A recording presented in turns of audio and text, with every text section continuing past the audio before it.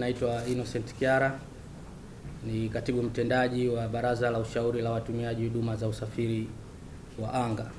Nikielekeza kwenye kinachoendelea huko duniani, kwanza sisi kama Baraza la Watumiaji Huduma za Usafiri wa Anga TCA-CCC tunapongeza shirika letu la ndege la Air Tanzania kwa kuchukua lile jukumu lake la msingi.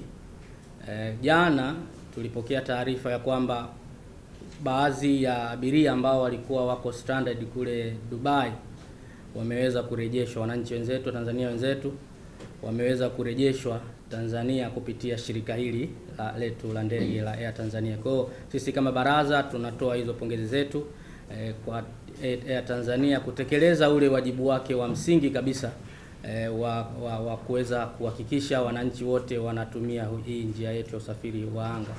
Na kwa kweli inatoa justification ya kwa nini serikali inawekeza fedha nyingi katika sekta hii ya usafiri wa anga.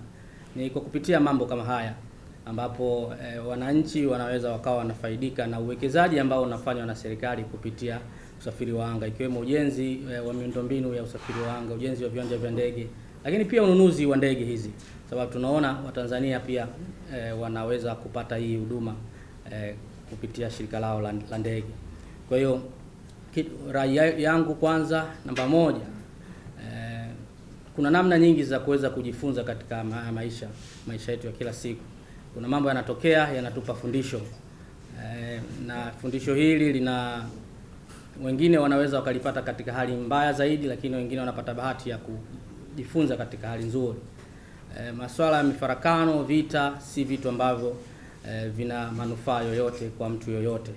Kwa hiyo ni vyema tukaendelea, rai yetu ni kutoa tu kwa wananchi wote, tukaendelea kutunza amani yetu ambayo tuko nayo, kwa sababu tunaona jinsi mataifa mengine ambayo yana hizi changamoto, shida ambayo wanakuwa wanaipata. Na kwa rai yetu sisi kwa watumiaji wa huduma za usafiri wa anga ni ile ni kutekeleza wajibu wao. Wajibu wa namba moja ni kukusanya taarifa kabla hujafanya safari, mipango yako ya safari. Kusanya taarifa ya huko unapokwenda, hali ikoje, ikiwemo hali ya hewa, hali ya kiusalama na kadhalika. Haya yanakusaidia wewe kupanga in advance ile safari yako, ambayo itakusaidia wewe hiyo safari iwe kidogo katika hali ambayo ni nzuri. Kwa hiyo rai yetu kwanza ni kutekeleza, watumiaji wa usafiri wa anga watekeleze wajibu wao wa kukusanya taarifa. Lakini pia nafahamu kuna wakati unaweza kuwa umepanga vizuri safari yako, lakini zinatokea mazingira ambayo yako nje ya uwezo wako, kama wenzetu walikuwa stranded kule. Ipo mikataba ya kimataifa ambayo inasimamia uendeshaji wa endapo zitatokea mitafaruku kama aina hii, hususan katika usafiri wa anga. Mikataba hii inaelekeza kwamba ni state function, ni jukumu la nchi husika kuweza kuwajali wale watumiaji ambao wamekuwa stranded pale airport.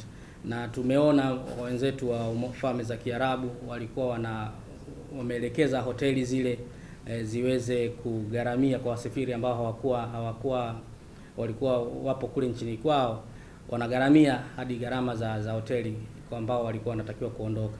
Lakini tumeona pia kwa serikali yetu, nchi yetu imeweza kusafirisha hadi wale abiria ambao wamekuwa stranded kule. Kwa hiyo hii ni utekelezaji, ni mwendelezo tu wa utekelezaji wa nchi hizi katika kutekeleza mikataba mbalimbali ya kimataifa ambayo nchi imeingia.